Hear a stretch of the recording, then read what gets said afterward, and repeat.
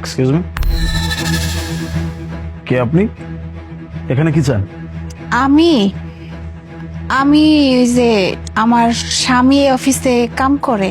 আপনার হাজবেন্ড এখানে চাকরি করে।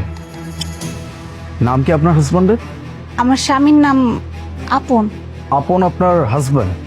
তো আপনার হাজবেন্ড এখানে জব করে, আপনি এভাবে উকি ঝুঁকি মারছেন কেন?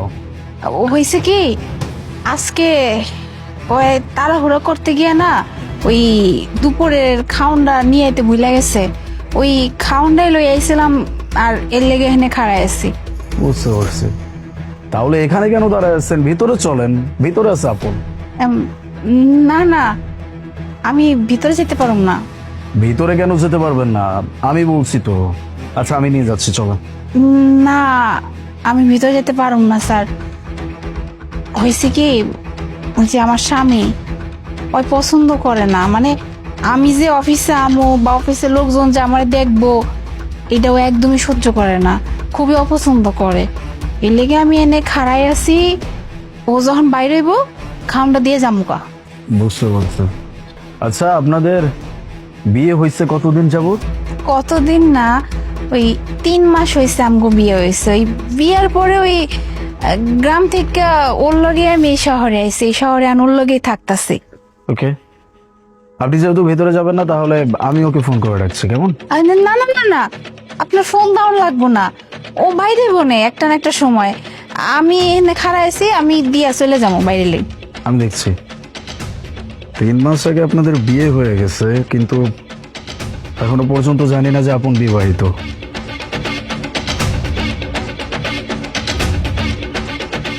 হ্যালো আপন,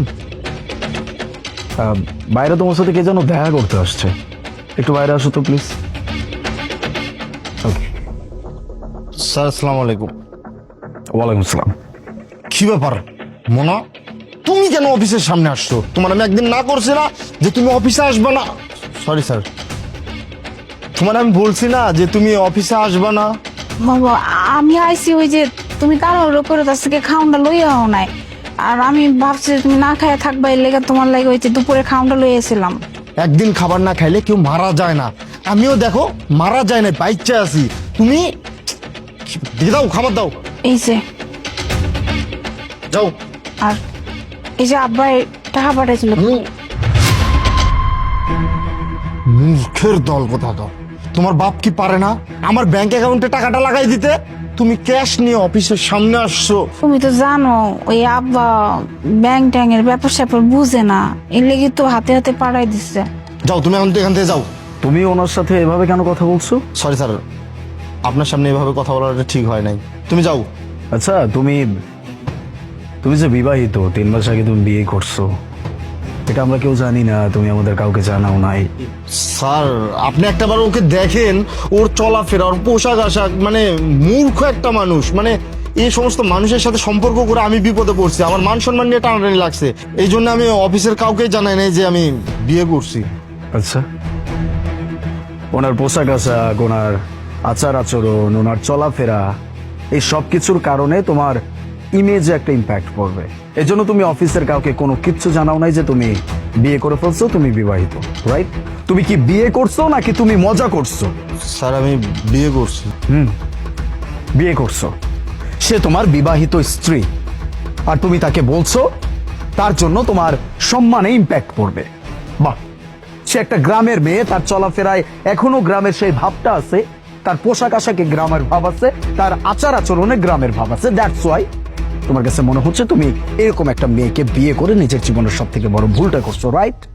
হ্যাঁ, এরকম কথা তুমি তাকে বলছো যে কিনা তোমার চিন্তা করে তুমি সকালে খাও নাই বলে তোমার জন্য খাবার নিয়ে আসছে। এমনকি তোমার স্ত্রী যদি অফিসের ভিতরে যায়, বিষয়টা তুমি পছন্দ করবে না, এই জন্য সে এইখানে দাঁড়িয়ে আছে, তুমি কখন বেরোবা তোমাকে তোমার খাবারটা দিবে। তার বাবা মানে তোমার শ্বশুর তোমার জন্য টাকা পাঠাইছে, সেটাও সে ক্যাশে তোমাকে দেওয়ার জন্য আসছে, আর তুমি তাকে বলছো তার জন্য তোমার সম্মানহানি হবে। বাহ, আমি এতদিন যাবত এইটাই জানি না, আমি এমন একজন এমপ্লয়িকে অ্যাপয়েন্ট করে রাখছি যেই ছেলেটা তার ওয়াইফকে সম্মান দিতে জানে না। তার ওয়াইফ গ্রামের মেয়ে বলে সে মনে করে এই মেয়েটার জন্য তার সম্মানহানি হবে। এরকম চিন্তা ভাবনা করা মানুষকে আমি আমার কোম্পানিতে অ্যাপয়েন্ট করে রাখছি। আমার ভুল হয়েছে। আসলে আমার ভুল হয়েছে। যতদিন পর্যন্ত এরকম চিন্তা ভাবনা না সরাইতে পারবা নিজের মাথা থেকে, ততদিন পর্যন্ত কোথাও ভালো কিছু করতে পারবা না। আর এখন আমি তোমাকে কি বলি সেইটা সুন্দরভাবে মাথায় ঢুকিয়ে নাও। যদি মনে করো এই মেয়েটার জন্য তোমার সম্মানহানি হচ্ছে, তাহলে এই মুহূর্তে আমার অফিস থেকে চলে যাও।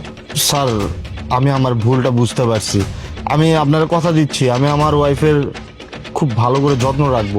এরপর থেকে ওর সাথে আমি কখনো এরকমটা করব না। তুমি যে তার খেয়াল রাখবে এটার গ্যারান্টি কি? স্যার, আমি আপনাকে কথা দিচ্ছি, গ্যারান্টি আমি। এরপরে যদি আপনি এমনটা কিছু দেখেন তো আমারে চাকরি থেকে বের করে দিবেন আপনি। দেখে যাক। আর হ্যাঁ, আজকে এই মুহূর্ত থেকে আমি তোমাকে ছুটি দিচ্ছি ফর 1 উইক। নিজের ওয়াইফকে সময় দাও, তাকে নিয়ে ঘুরতে যাও, তাকে খাওয়া দাওয়া করাও, বাইরে নিয়ে যাও, কিন্তু হ্যাঁ, অসম্মানিত করা যাবে না।